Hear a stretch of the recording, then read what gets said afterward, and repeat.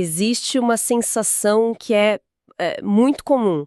É deitar a cabeça no travesseiro, o quarto ali em absoluto silêncio, a casa inteira dormindo, mas por algum motivo inexplicável, a mente parece que está correndo uma maratona. Nossa, sim. É uma queixa constante. E é um cansaço que vai muito além daquele desgaste muscular, né, ou de um dia longo de trabalho. É tipo uma exaustão mental crônica mesmo. Exato. Uma impressão palpável de que algo urgente vai acontecer. Isso, mesmo quando tem um vácuo total de estímulos em volta. E para quem vive essa realidade diariamente, o silêncio deixa de ser repouso. O cérebro interpreta a calmaria como Como o momento de tensão antes de um desastre. perfeito. E é exatamente essa arquitetura do estresse moderno que embasa o nosso mergulho de hoje. E é um tema fascinante porque essa alteração na percepção do ambiente é um sintoma clássico de um sistema nervoso que perdeu a capacidade de retornar à sua linha de base. Sim. E para ancorar nossa discussão hoje, a gente sintetizou os conceitos de um material muito detalhado do canal do YouTube Consertando a Mente. Um material excelente, diga-se de passagem. Muito bom mesmo. O vídeo se chama Ansiedade, porque é tão difícil desligar a mente. E ele funciona quase como um mapa para essa falha de sistema. Sim, ele detalha bem os mecanismos. E a nossa missão hoje é desvendar essa mecânica biológica por trás desse cansaço ininterrupto. A gente quer desmontar aquela ilusão perigosa de que viver no limite fisiológico é sinal de produtividade e também explorar as formas práticas de quebrar esse ciclo. Que é a parte mais urgente para quem nos acompanha. Onde o corpo simplesmente esquece o caminho de volta para o relaxamento. O que é fascinante aqui é observar a mecânica da acumulação hormonal. A biologia humana tem mecanismos de defesa incríveis.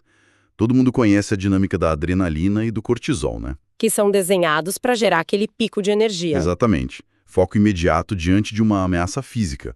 O cérebro detecta o perigo, inunda a corrente sanguínea com esses hormônios, o coração acelera, a respiração encurta, o sangue vai direto para os músculos. Preparando para lutar ou fugir. Isso. Só que o ciclo natural exige que, uma vez que a ameaça vá embora, o corpo metabolize essas substâncias, limpando a corrente sanguínea para o sistema nervoso parasimpático retomar o controle. Para iniciar o repouso e a digestão.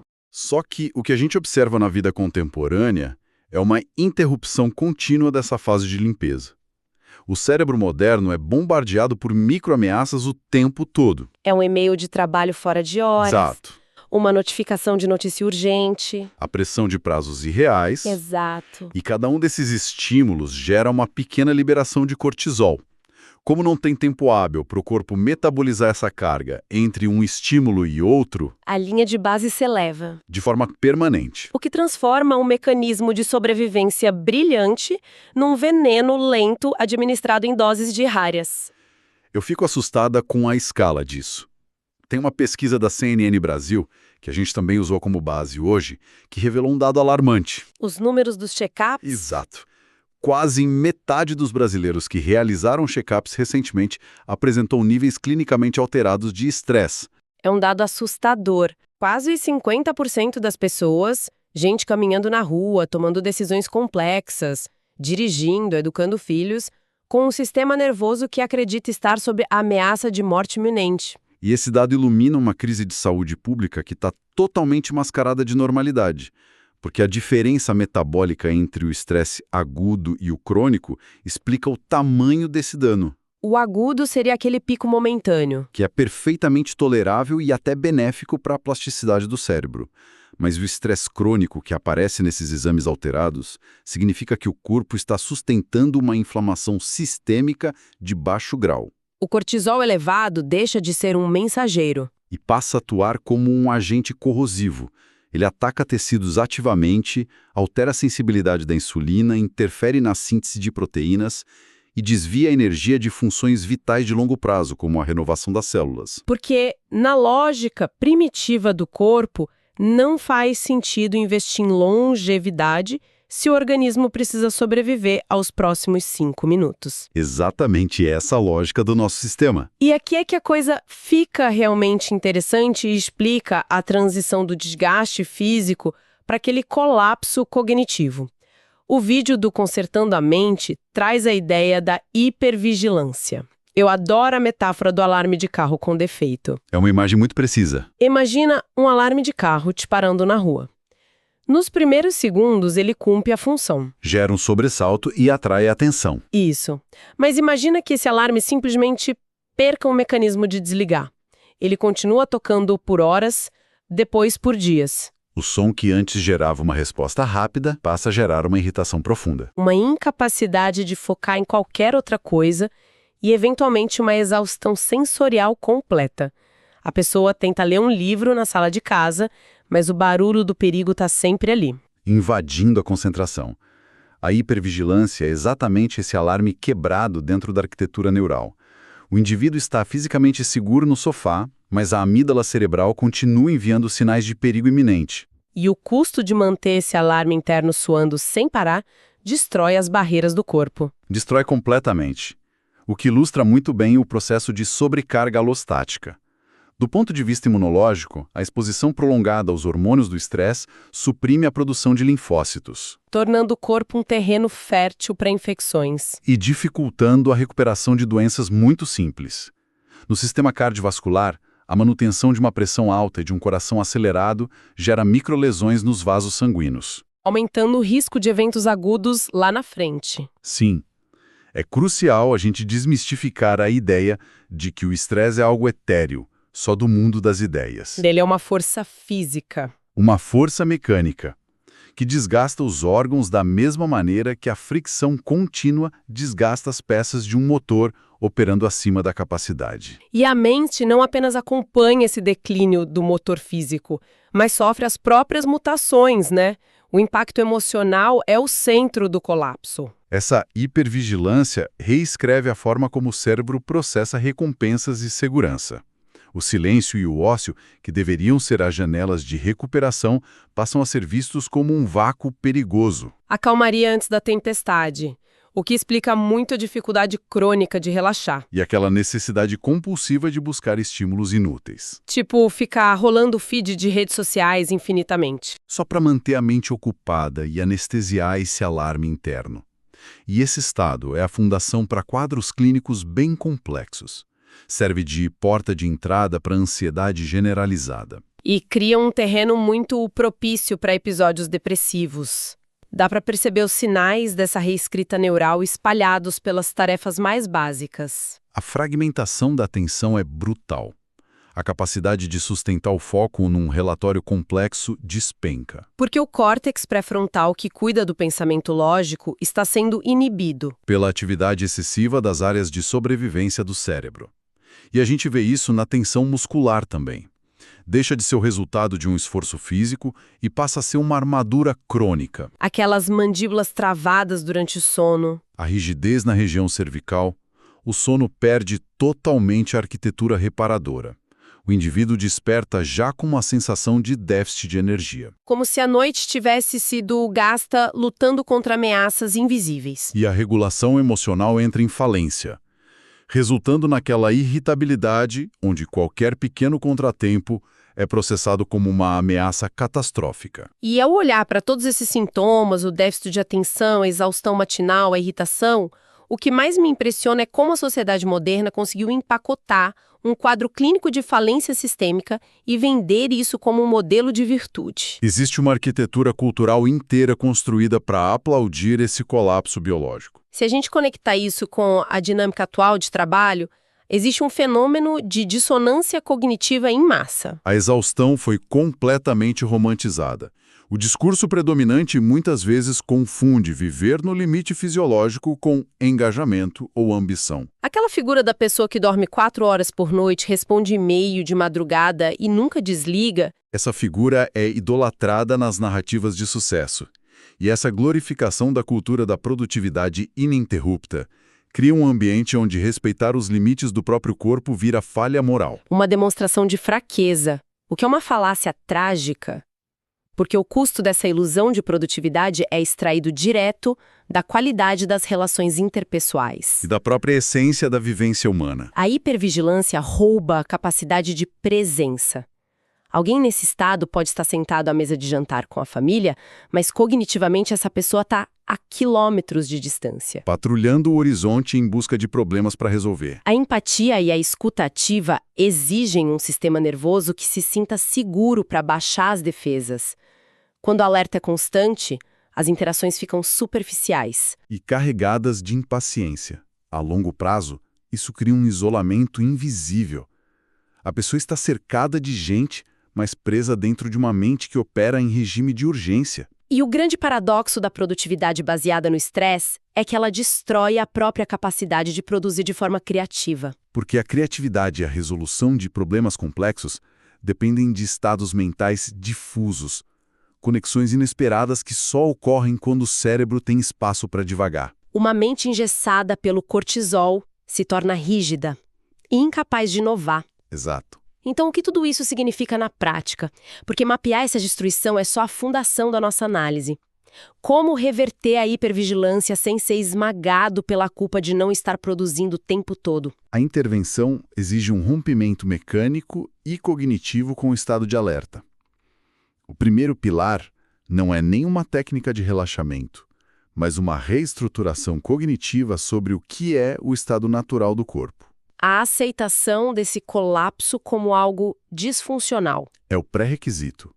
Enquanto houver a crença internalizada de que a ansiedade constante é o motor do sucesso, nenhuma intervenção mecânica vai se sustentar. É preciso desvincular a identidade pessoal desse nível de produtividade estressante. A partir dessa reestruturação, as intervenções passam a focar em manipular intencionalmente as vias de comunicação entre o corpo e o cérebro, para forçar o desligamento do alarme. E uma das ferramentas mais embasadas na neurobiologia, e muitas vezes subestimada, é o controle deliberado da respiração. O ato de prolongar a expiração. Que não é só um conselho reconfortante. É uma alavanca mecânica que estimula diretamente o nervo vago. Que é o principal freio do sistema nervoso parasimpático. Ao forçar uma respiração diafragmática lenta, envia-se um sinal elétrico que sobrepõe os comandos da amígdala. Isso reduz a frequência cardíaca quimicamente e sinaliza para o cérebro que, se o corpo está respirando dessa forma tão calma, o ambiente externo deve ser seguro. É quase como um hack biológico para contornar os falsos alarmes da mente. E, em paralelo a essas alavancas imediatas, os materiais apontam para o papel estrutural da previsibilidade, a rotina. A rotina atua como um escudo contra a sobrecarga alostática. Em um ambiente imprevisível, o cérebro gasta energia imensa só tentando prever o que vai acontecer.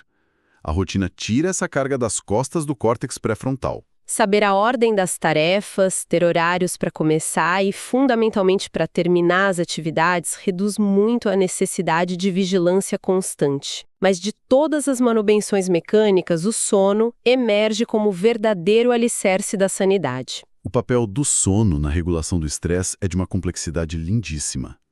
O sono de qualidade não é um desligamento passivo, mas um período de intensa atividade de limpeza neuroquímica. Durante as fases mais profundas, o sistema linfático literalmente lava as toxinas metabólicas. Incluindo os marcadores inflamatórios ligados ao estresse crônico. E é durante o sono REM que o cérebro processa as experiências emocionais. Separando as memórias daquela carga emocional visceral. A privação de sono mantém a amígdala hiperreativa, criando um ciclo vicioso onde o estresse impede o sono reparador e a falta de sono amplifica a resposta ao estresse no dia seguinte. Priorizar o sono é a defesa biológica mais robusta contra a hipervigilância. Mas é imperativo a gente abordar a realidade clínica de que, muitas vezes, a neuroquímica está tão desregulada que rotina e sono encontram um teto de eficácia. Há um ponto em que o alarme interno requer mais do que ajustes diários. Ele requer uma desmontagem completa. E é aí que a terapia entra. Não como fraqueza, mas como tratamento mecânico essencial. A psicoterapia focada na reestruturação de pensamentos não é só desabafo. É um processo rigoroso de mapeamento e desativação de gatilhos.